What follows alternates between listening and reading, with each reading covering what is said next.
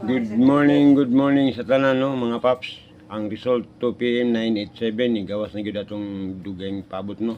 So congrats sa nakarambol sa 987 no, ang atuana 9978 no. So may 15 karon no kani atong guide mga paps so.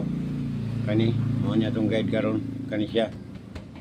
So pagka 5 PM 988 9 PM pod 192. Ang atuan ng 192 is 194 atuwa pod. So slide ya po no.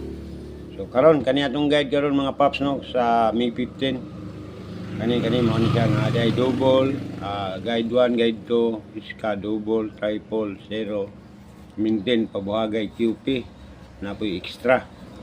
So pa-subscribe na lang ko mga paps o kana lang o mayong buntag sa tanan no. Daghang salamat kaninyong tanan.